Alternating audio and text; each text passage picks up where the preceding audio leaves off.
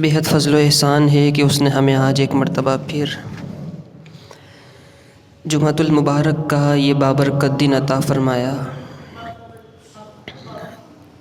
صحت عافیت اور تندرستی کے ساتھ اپنے گھر آ کر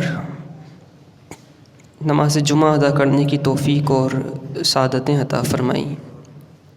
اللہ تعالی ہم سب کا یہاں آنا اپنی بارگاہ میں قبول فرمائے، ہماری عبادات اپنی بارگاہ میں مستجاب فرمائے۔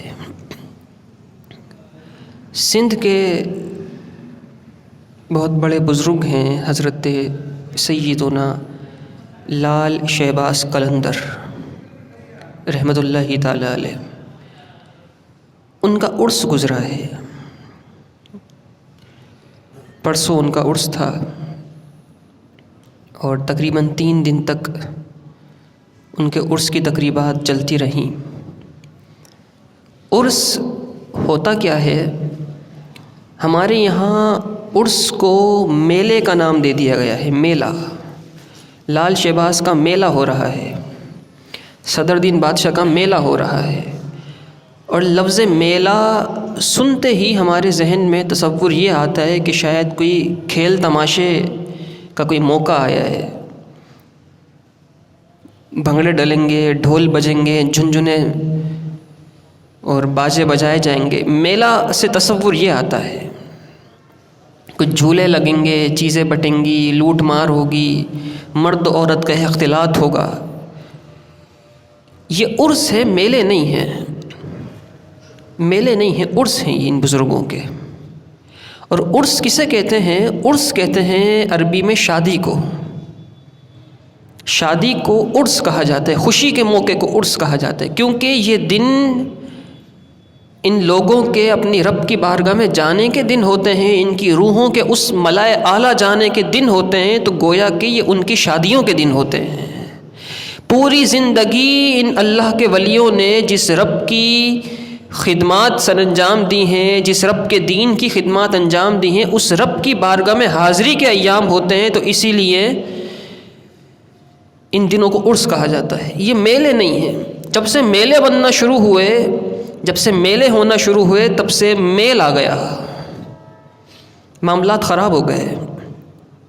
اور اب جو خرافات ہوتی ہیں ان آراس پر، صدر دین بادشاہ کے عرس پہ آپ چلے جائیں، جو وہاں معاملات ہوتے ہیں، حضرت لال شہباز قلندر کے مزار پہ جو خرافات ہوتی ہیں، جو غیر شرعی حرکات ہوتی ہیں، الامان والحفیظ، محسوس یوں ہوتا ہے کہ شاید اپنے عرس کے دنوں پر یہ حضرات، یہ بزرگان دین اپنی قبروں سے نکل کر مدینہ شریف چلے جاتے ہوں گے کہ ہم نے نہیں رہنا ان لوگوں کے ساتھ، ہم نے نہیں رہنا ان لوگوں کے پاس۔ شرابیں پی جاتی ہیں، نشے کیے جاتے ہیں، اور خاص طور پر جو پورے سال یہ نہیں کرتے، وہ ان دنوں میں آ کے یہاں کرنا شروع کر دیتے ہیں۔ مرد و زن کا ایسا اختلاط ہوتا ہے، کوئی پردہ نہیں ہوتا، کوئی پردہ نہیں ہوتا۔ جبکہ حضرت لال شہباز قلندر کا مقام اور مرتبہ اتنا بلند و بالا ہے، آپ کا علمی مقام تو بیان ہی نہیں کیا جاتا۔ عموماً ہماری عادت یہ ہے کہ ہم جس بھی بزرگ کا ذکر کرتے ہیں، خصوصیت کے ساتھ ان کی علمی مقام کو بیان کرتے ہیں۔ حضرت لال شہباز قلندر رحمۃ اللہ تعالی علیہ کا علمی مقام اور مرتبہ اتنا بلند و بالا ہے کہ آپ کا ایک نعتیہ دیوان ہے، شاعرانہ دیوان ہے، اس کا نام ہے کشکول۔ آپ کے دیوان کا نام ہے کشکول۔ وہ اس قدر پائے کا دیوان ہے کہ اس کو جب صوفیہ کرام پڑھتے ہیں تو محض اس دیوان کے اشعار پڑھتے ہی وجد میں آ جاتے ہیں۔ اس میں اس قدر گہری باتیں اور اسرار و رموز ذکر فرمائے ہیں حضرت لال شہباز قلندر رحمۃ اللہ تعالی علیہ نے۔ ہندوستان میں انگریزوں سے آنے سے پہلے، یہ بات بہت کم لوگوں کو معلوم ہوگی کہ ہندوستان کے اندر انگریزوں سے آنے سے پہلے جو درس نظامی پڑھایا جاتا تھا، جو عالم کا کورس پڑھایا جاتا تھا، اس میں جو صرف کی کتاب شامل تھی، علم الصرف، عربی گرامر کو کہتے ہیں، علم الصرف کی جو کتاب اس زمانے میں شامل تھی، عالم جس کتاب کو پڑھ کے عالم بنا کرتے تھے، وہ کتاب حضرت لال شہباز قلندر کی تصنیف کردہ تھی۔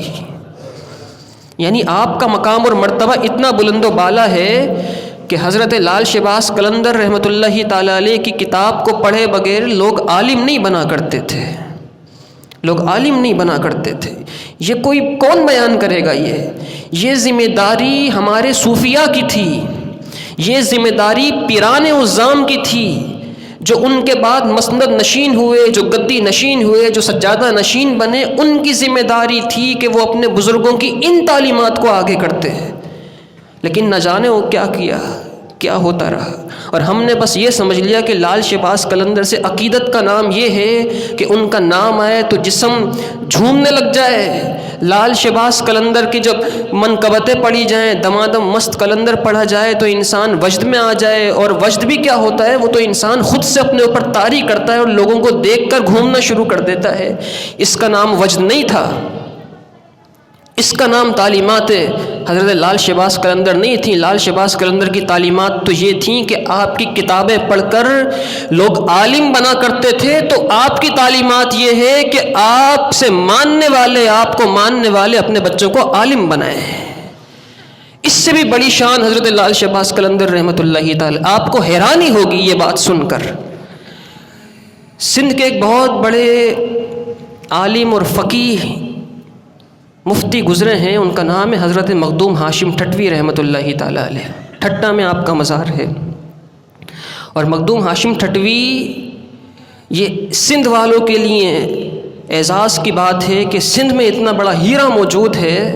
مخدوم ہاشم ٹھٹوی رحمۃ اللہ تعالیٰ علیہ کا مزار تو ٹھٹا میں ہے، لیکن آپ کی کتابیں اتنے پائے کی ہوتی ہیں کہ آپ کی کتابیں جامعۃ الازہر میں پڑھائی جاتی ہیں۔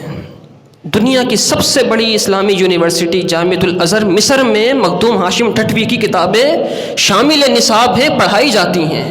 اور صرف یہی نہیں، مخدوم ہاشم ٹھٹوی کی کتابوں کی علمیت اتنی ہے، علمی شان، علمی مقام اور مرتبہ اتنا ہے کہ مخدوم ہاشم ٹھٹوی کی کتابوں پر تحقیق کر کے لوگ ڈاکٹر بنتے ہیں، لوگوں کو پی ایچ ڈی کی ڈگری ملتی ہے مخدوم ہاشم ٹھٹوی رحمۃ اللہ تعالیٰ علیہ کی کتابوں کو پڑھنے کے بعد۔ اور مخدوم ہاشم ٹھٹوی رحمۃ اللہ تعالیٰ علیہ کو علمی فیضان حضرت لال شہباز قلندر سے حاصل تھا، حضرت لال شہباز قلندر سے حاصل تھا۔ یعنی یوں سمجھیے کہ علمی اعتبار سے حضرت لال شہباز قلندر کا مقام وہ تھا کہ اگر آپ کے قدمین سے خاک جھاڑی جائے تو نہ جانے کتنے ڈاکٹر بن جائیں گے۔ یہ باتیں بیان ہی نہیں کی جاتی، صرف کرامتیں اور جھمانے کے لیے واقعات اور چیزیں بیان کی جاتی ہیں۔ یہ تعلیمات نہیں تھیں ان بزرگوں کی، حضرت لال شہباز قلندر کی یہ تعلیمات نہیں تھیں۔ یہ تعلیمات جب علم سے دور ہوئے، جب علمیت سے دور ہوئے، تو پھر وہ سب ہونا شروع ہو گیا جو آج کل آپ دیکھ رہے ہیں۔ وہ عرس ختم ہو گئے، وہ میلے بن گئے، اور میلوں کے اندر پھر جو کچھ ہوتا ہے، جو کچھ کیا جا رہا ہے، وہ آپ سب کے سامنے ہے۔ ہمیں تو یہی نہیں پتہ کہ لال کہتے کسے ہیں، شہباز کہتے کسے ہیں۔ حضرت امام حسین رضی اللہ تعالیٰ عنہ کے مزار پر انوار پر حضرت لال شہباز قلندر رحمۃ اللہ تعالیٰ علیہ کے والد حضرت سید کبیر الدین حاضر ہوئے۔ سید کبیر الدین حضرت لال شہباز قلندر کی جو والد ہیں، وہ امام حسین کے مزار پہ حاضر ہوئے۔ اس وقت تک لال شہباز قلندر پیدا نہیں ہوئے تھے، اور آپ کے مزار پہ بیٹھ کے مراقبہ کیا۔ حضرت سیدنا کبیر الدین رحمۃ اللہ تعالیٰ علیہ نے مراقبہ کیا امام حسین کے مزار پہ بیٹھ کر۔ امام حسین تشریف لائے، آپ سے کلام کیا اور کہنے لگے، امام حسین اے کبیر الدین ذرا یہ بتا، تجھے ابھی تک کوئی بیٹا تو نہیں ہے نا؟ آپ نے عرض کی نہیں، کوئی بیٹا نہیں ہے۔ فرمایا بیٹا چاہتا ہے؟ کہنے لگے بیٹا رب دیتا ہے، لیکن آپ کے ذریعے سے مل جائے تو کیا ہی بات ہے۔ کہتے ہیں چل تو نے کہہ دیا تو ہم تجھے وہ شہباز عطا کرتے ہیں جو سرکار کی بارگاہ سے ہمیں ملا ہے۔ پھر آپ گھر آئے تو حضرت لال شہباز قلندر کی ولادت ہوئی، اسی لیے شہباز قلندر ہیں آپ۔ اور قلندر کیوں ہیں؟ قلندر کیوں ہیں؟ حضرت لال شہباز قلندر رحمۃ اللہ تعالیٰ علیہ، یہ بات بھی یاد رہے کہ آپ قادری سلسلے کے بزرگ ہیں۔ آپ کا پورا نام عثمان مروندی قادری ہے۔ قادری لگا کے بیان نہیں کیا جاتا، اس لیے نہیں بیان کیا جاتا کہ اگر قادری لگائیں گے تو وہ پھر اپنے آپ کو اپنا کیسا بتائیں گے. وہ اپنا کرنے کے لیے آپ کے نام کے آگے سے قادری کی نسبت ہٹا دیتے ہیں، کیونکہ قادری ہونے کا مطلب ہی اہل سنت ہے. قادری ہونے کا مطلب ہی اہل سنت ہے. آپ قادری سلسلے کے بزرگ ہیں، حضرت امام جعفر صادق کی اولاد سے ہیں. اور حضرت لال شہباز قلندر سیدی غوث اعظم کے مزار پہ گئے، اس وقت تک یہ قلندر نہیں تھے.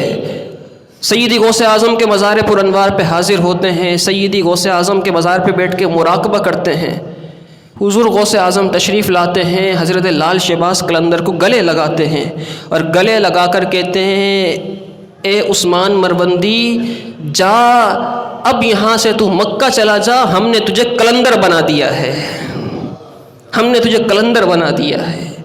سیدی غوث اعظم کی بارگاہ سے مقام قلندر ملا ہے حضرت لال شہباز قلندر کو. تو میں ایک بات کہتا ہوں، حضرت خواجہ معین الدین چشتی رحمۃ اللہ تعالیٰ علیہ کے جب دن آیا اس دن بھی خطاب میں یہ بات میں نے کہی، اور یہ بات میں کہتا ہوں کہ اگر ہندوستان کے لیے، اگر ہند کے لیے خواجہ معین الدین چشتی عطائے رسول ہیں تو سندھ کے لیے لال شہباز قلندر عطائے رسول ہیں.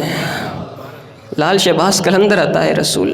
کیا یہ کم ہے کہ آپ کی کتابوں کو پڑھے بغیر لوگ عالم نہیں بنتے تھے؟ کیا یہ کم ہے کہ آپ سے علمی فیضان پانے والوں کی کتابیں دنیا کی یونیورسٹیز میں پڑھائی جاتی ہیں؟ یہ مقام اور مرتبہ ہے حضرت لال شہباز قلندر. آپ کی تعلیمات یہ نہیں ہے کہ بھنگڑے ڈالے جائیں، ڈھول بجائے جائیں، تالیاں بجائی جائیں اور بھنگ پی جائے اور نشے کیے جائیں. آپ کے مزار پر انوار پر، مزار شریف پر حاضر ہونے کا طریقہ بھی آج سیکھ لیں اور سمجھ لیں.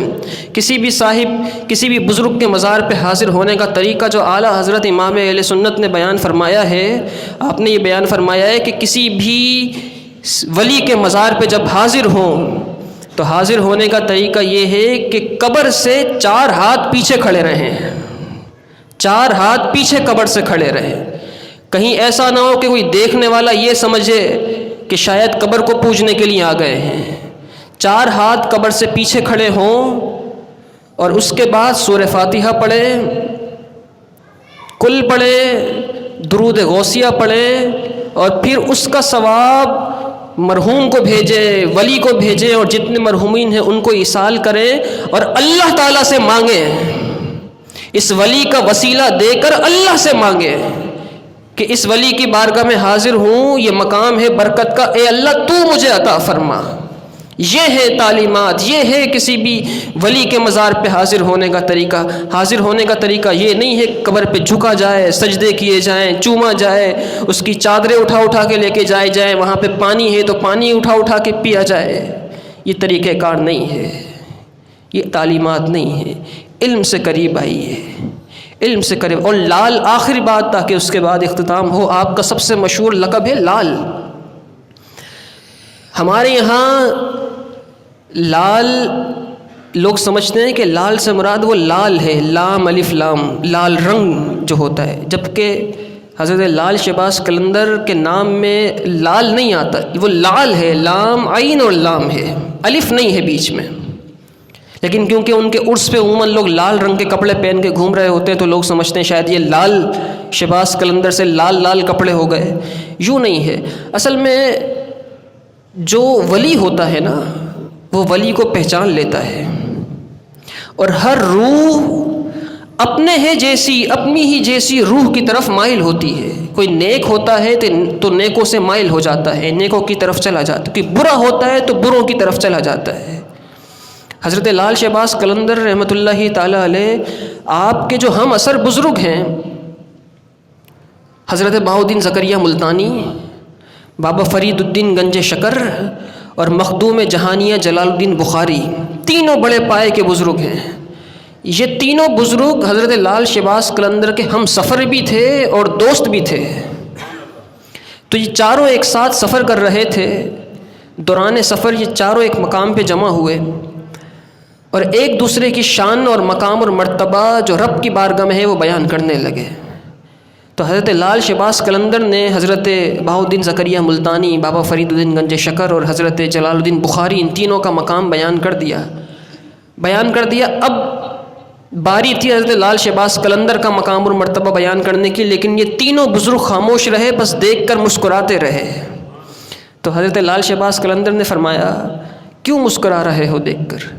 تو یہ تینوں کہنے لگے بات یہ ہے کہ دنیا میں جتنے بھی مرد ہیں تمہارے سامنے وہ پتھر ہیں، بس ایک تم ہی لال ہو۔ اور لال کہتے ہیں قیمتی پتھر کو، لال کہتے ہیں قیمتی پتھر کو، باقی جتنے بھی مرد ہیں تمہاری نسبت دیکھا جائے تو سب پتھر ہیں، بس ایک تم ہی لال ہو۔ یہ ہے کہ حضرت لال شہباز قلندر کو لال کہا جاتا ہے۔ تو آپ یہ بات یاد رکھیں، ذہن نشین رکھیں کہ یہ جو خرافات ہوتی ہیں ان سے اہل سنت کا کوئی تعلق نہیں ہے، ان سے تعلق نہیں ہے، کیونکہ ان کی وجہ سے لوگ بزرگوں پر اعتراضات کرتے ہیں، ان کی وجہ سے لوگ بزرگوں کی تعلیمات پر اعتراضات کرتے ہیں۔ میں نے حضرت خواجہ معین الدین چشتی رحمۃ اللہ تعالیٰ علیہ کے عرس کے موقع پر بھی بیان کیا تھا، میں نے کہا تھا آپ کا یہ مقام بھی کوئی نہیں بیان کرتا کہ حضرت خواجہ معین الدین چشتی رحمۃ اللہ تعالیٰ علیہ مدینے میں درس حدیث دیا کرتے تھے، مدینے کے محدث تھے۔ حضرت لال شہباز قلندر کا یہ مقام کوئی نہیں بیان کرتا کہ آپ کی کتابوں کو پڑھے بغیر لوگ عالم نہیں بنا کرتے تھے۔ ضرورت اس امر کی ہے کہ علم سے قریب ہوا جائے اور ان کے علمی فیضان کو آگے بڑھایا جائے۔ اللہ تعالی ہمیں ان بزرگوں کا فیضان عطا فرمائے۔ وآخر الدعوانا ان الحمد للہ۔